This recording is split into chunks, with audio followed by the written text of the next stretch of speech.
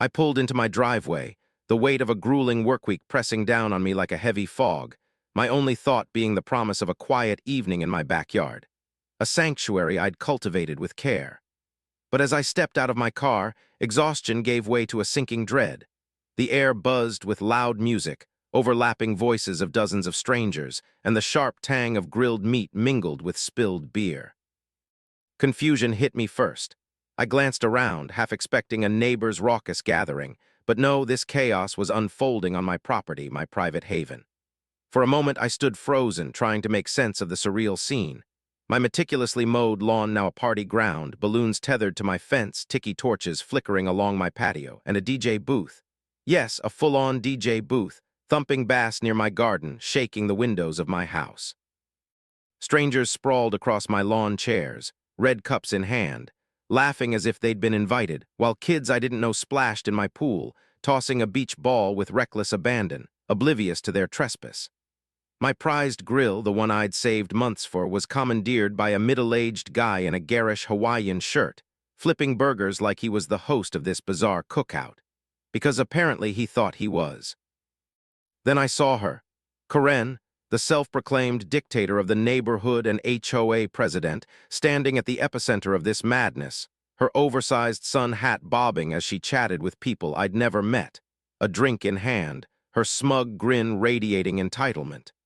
She looked like the guest of honor at an event she'd orchestrated, completely at ease despite being on my land.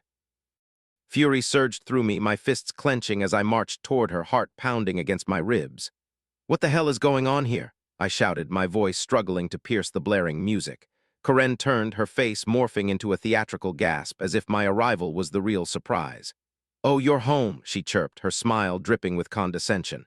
"I thought you'd be working late." I narrowed my eyes, barely containing my rage. "That doesn't answer me. What is this? Why are strangers in my yard? Why is there a DJ in my garden?" She waved a dismissive hand, as if I were overreacting to a minor inconvenience. "Relax, it's just a little neighborhood gathering, community bonding, you know. The HOA thought it'd be nice, and your backyard was perfect. Plenty of space, a pool, that lovely patio. Honestly, you should be honored." My blood boiled at her audacity. Honored. She'd broken into my property, thrown a party without a shred of permission, and now acted like I owed her gratitude. "This is trespassing, Karen," I snapped. She scoffed, tilting her head with mock amusement. "Oh, don't be so dramatic. No harm done, everyone's having fun. Grab a drink, join in, it's about relationships." I wanted to scream, to throw every single intruder out, but her twisted logic was impenetrable. She'd bent the HOA rules so often she genuinely believed she owned everything, even my yard. I turned, taking in the wreckage, a toppled potted plant, beer bottles strewn across the grass, my refurbished patio table buried under half-eaten food. Some guy lounged in my hammock, scrolling his phone like it was his. I took a deep breath, forcing calm, but inside I was plotting. This wasn't over, not by a long shot. I stormed into my house, the laughter and chatter from the backyard fading behind the slam of my door, my mind a whirlwind of anger and disbelief as I tried to process what had just happened. Karen had hijacked my property, turned it into her personal playground, and had the gall to call it a favor.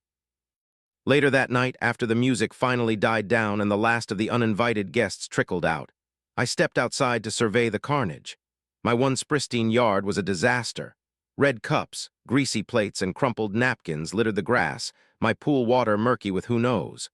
What, a broken lawn chair bobbing pitifully in the deep end.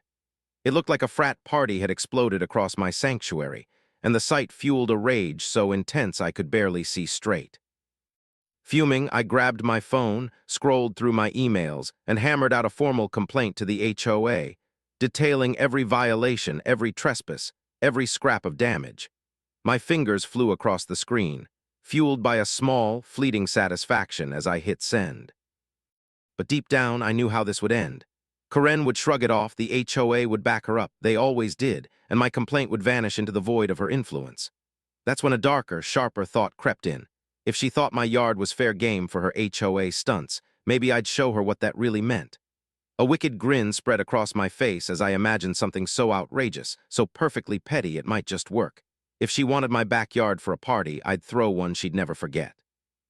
Still seething, I sank into my living room couch. the trashed yard glaring at me through the window, and let my mind churn through possibilities. Karen didn't even see her stunt as wrong, twisting HOA rules to suit her whims, and complaining wouldn't touch her. She had the board wrapped around her manicured fingers, and everyone knew it. Filing a lawsuit? Too slow. Calling the cops now? Pointless. The party was over, publicly shamming her. Tempting, but not enough. Then, scrolling aimlessly on my phone, a friend's offhand comment from weeks ago sparked something brilliant. If she thinks your yard's public property, rent it out for something she'd hate. The idea hit like lightning, and I knew exactly what to do. I leaned forward, fingers racing across the screen, searching for the perfect chaos to unleash. Not just any event, but something loud, wild, and utterly beyond Karen's control.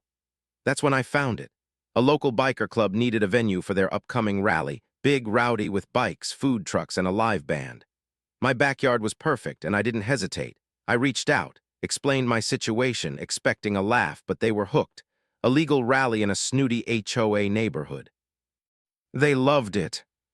Within an hour, I was on a video call with Big Mike, their leader, leather jacket, thick beard, tattoos snaking up his arms, grinning as I laid out the saga. "So your HOA queen took over your yard, huh? And you want to send a message?" he said, chuckling. "Exactly," I replied, smirking. "Most folks just take the loss. You're playing the long game. I like it." We nailed down the details. Next Saturday, bikes, barbecue, live music, loud as they wanted, a tattoo station, banners, the works.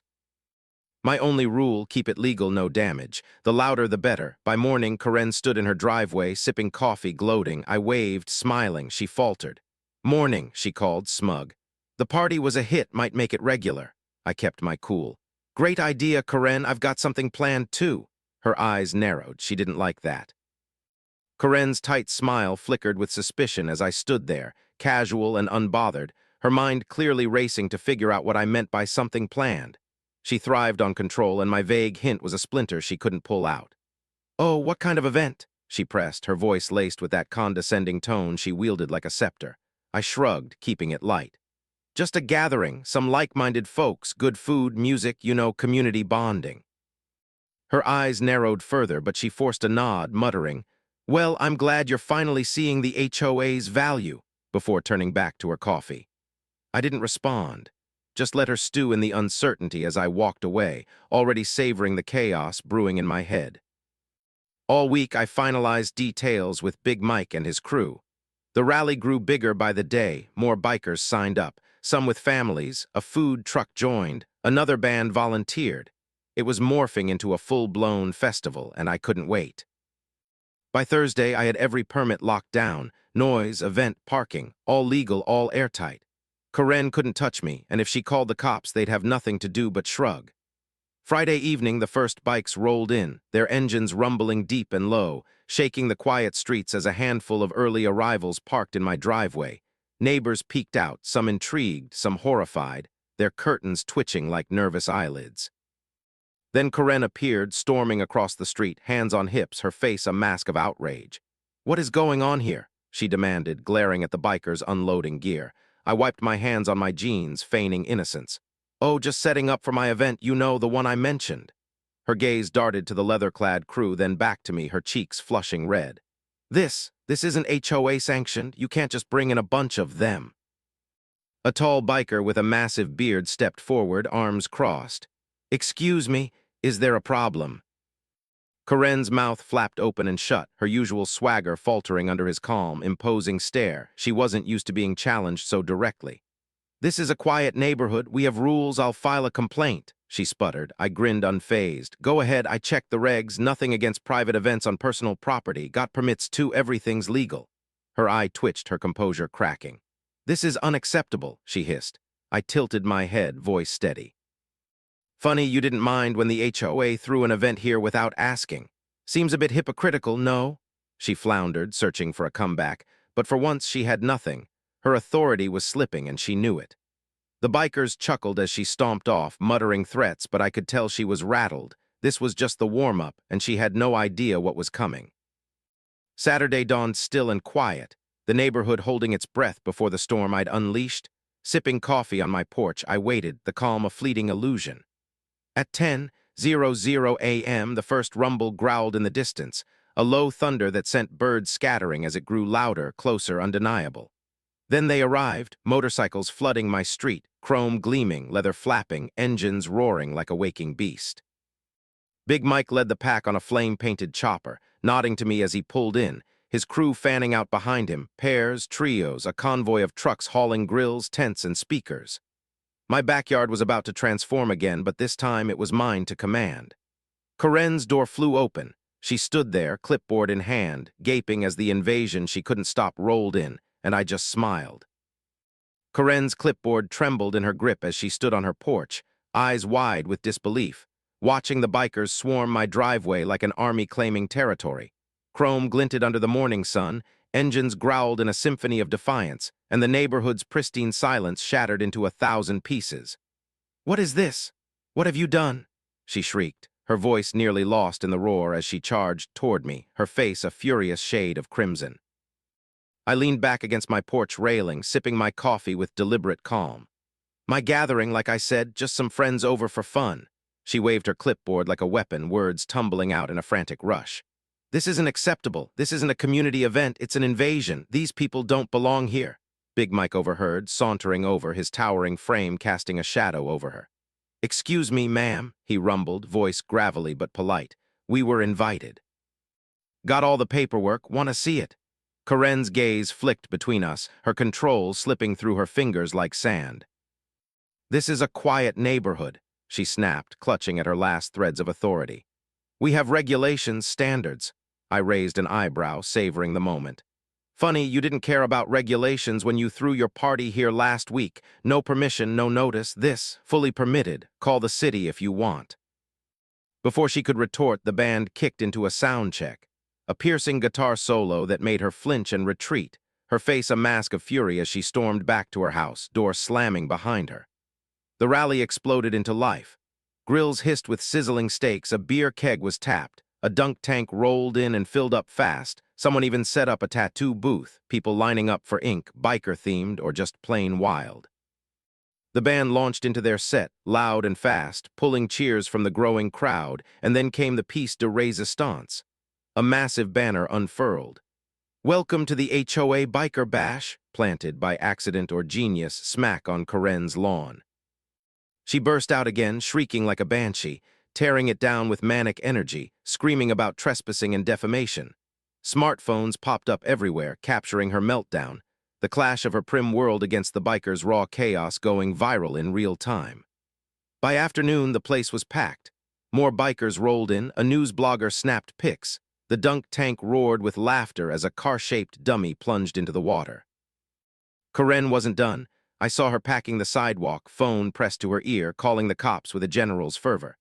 20 minutes later, 2 squad cars pulled up. She rushed them, spinning a tale of gang takeovers and noise violations, trailing behind as they approached me, her smugness palpable.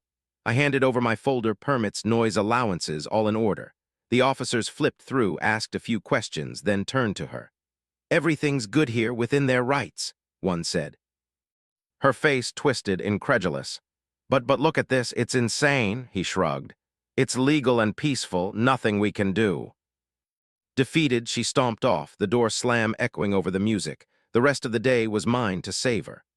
Bikers danced, ate, laughed. Neighbors crept out, drawn by the energy. Some grabbed food, kids got fake tattoos, teens posed on bikes.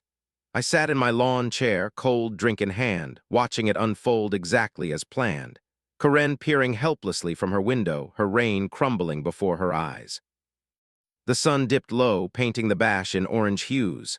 The music softened, a fire pit crackled, and I felt it. Control, victory, and a backyard that was finally mine again. The morning after the rally dawned eerily silent, not the soothing kind I'd craved after a long work week, but a tense hush, like the world bracing for the inevitable fallout of the chaos I'd unleashed. My backyard gleamed, spotless, the bikers true to their word, leaving no trace of the mayhem beyond a faint tire mark or two. I stepped outside, coffee in hand, marveling at the transformation. They'd cleaned it all, trash gone, pool clear, patio pristine, better than before Corinne's stunt, even. But I knew she wouldn't let this slide. Her pride had taken a public beating, and she'd come swinging. Sure enough, by noon, a bright yellow envelope glared from my front door. HOA violation notice, bold and screaming, a laundry list of nonsense inside. Unapproved gathering, excessive noise, unauthorized signage, failure to maintain community standards. I laughed out loud, the absurdity of it almost art.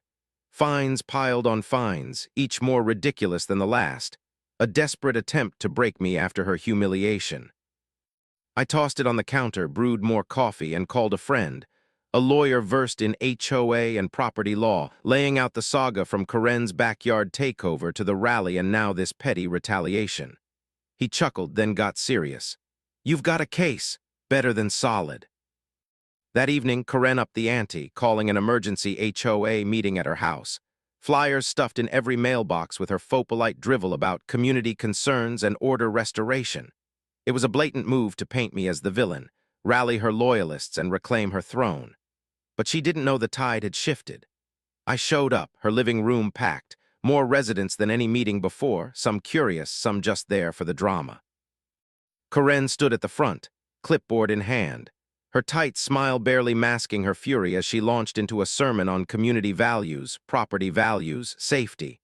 All veiled jabs at me, her reasonable facade cracking under the weight of her own hypocrisy. When she opened the floor, I stood, the room hushing as eyes locked on me. I thanked her, voice steady, then dismantled her narrative with cold precision. I recounted her unsanctioned party, the trespass, the damage, flashing photos, videos, emails I'd sent begging for resolution, all ignored. Then I flipped it. The rally's permits, cleanup pics, noise allowances, even messages from neighbors who'd loved it.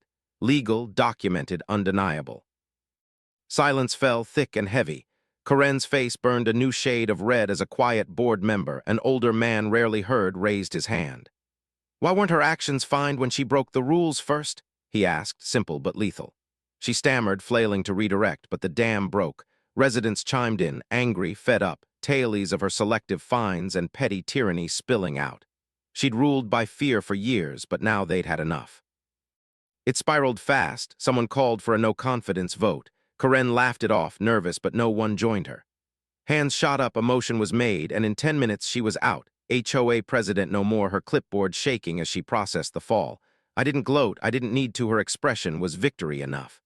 The next day, Lewis, the new president, easygoing, fair, called me to chat on my porch, drinks in hand. We struck the fines from my record, rewrote rules to block future power grabs. No HOA events on private property without consent, a rule so basic it stung it hadn't existed. Karen's reign was over, her game lost, and I'd won more than my yard back. I'd cracked her empire wide open. A few days after Karen's ousting, the neighborhood buzzed with a strange new energy. Not the oppressive hum of her reign, but something lighter, freer, like a weight had lifted, and people could finally breathe. Then came the moving truck, rumbling up to her house without fanfare. No goodbye, no grand announcement, just Karen loading her life into boxes and slipping away.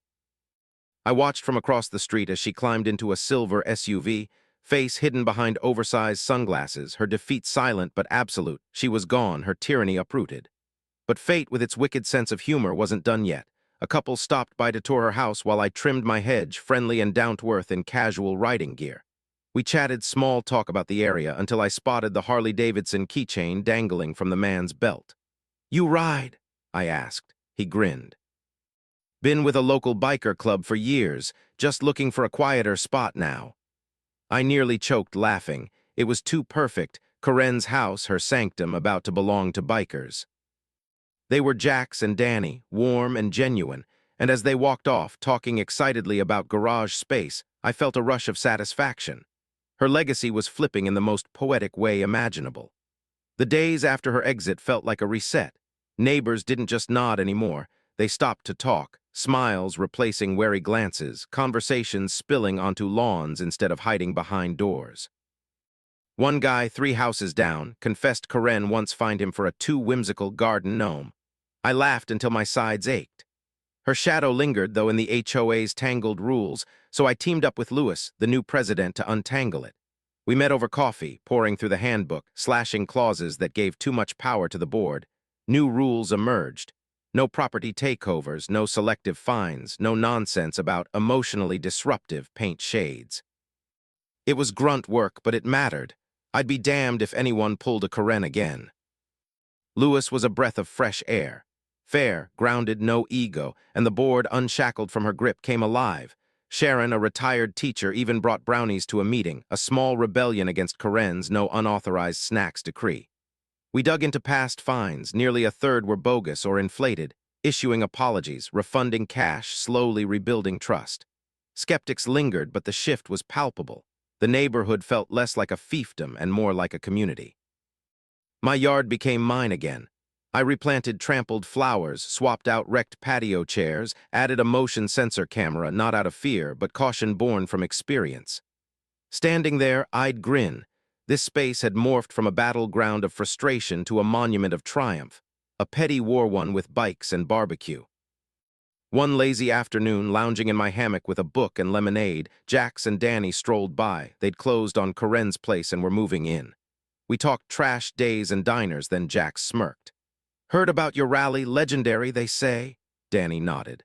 "We love it. Bikers aren't trouble, just want to ride and chill. Your vibe's why we're here." I told them they'd fit right in now that Corinne was history. We laughed, and they invited me for a barbecue once settled. I said yes, picturing the irony of her old turf hosting the very crowd she despised.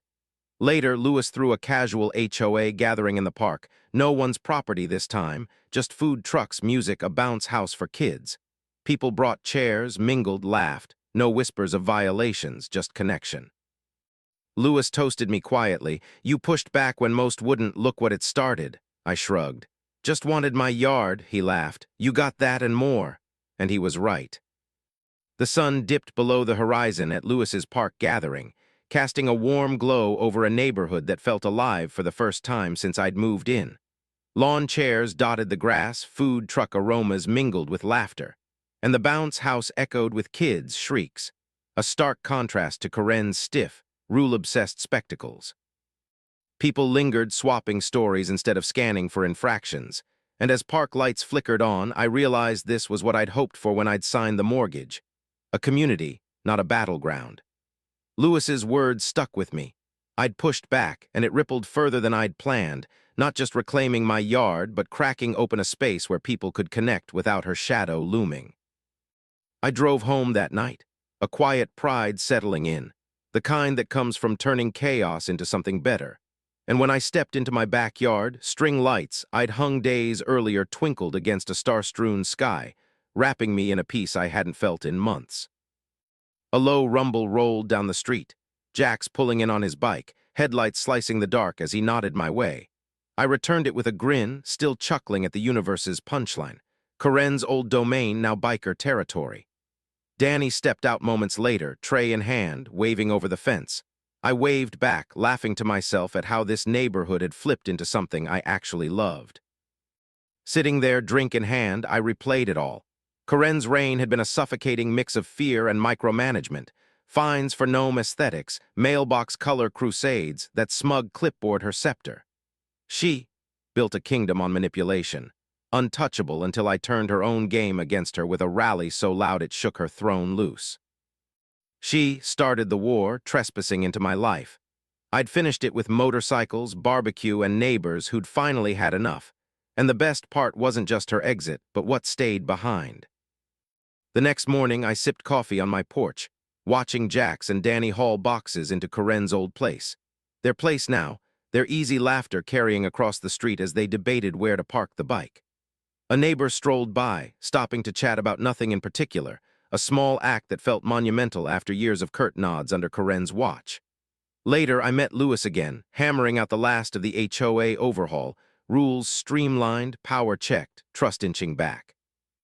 Sharon's brownies made another appearance, a running joke now, and the board even floated a community garden idea, something Corinne would have vetoed as too messy. My yard stayed mine, camera humming softly, flowers blooming where her party had trampled them. A quiet victory I'd earned one petty, brilliant move at a time. Days later, Jax and Danny's barbecue invite came through. I crossed the street to their backyard, once Corinne's pristine domain, now alive with grill smoke and bike chrome glinting in the dusk. Neighbors trickled in, some I'd met at the rally, others new faces drawn by the couple's warmth. Food piled high, music played low, and stories flowed as freely as the drinks.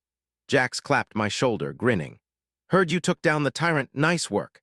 Danny nodded. This place feels right because of it. I shrugged, but their words hit home. I hadn't just won a feud. I'd reshaped a corner of the world into something worth living in. As night fell, I glanced at my yard across the street, lights glowing, and felt it fully.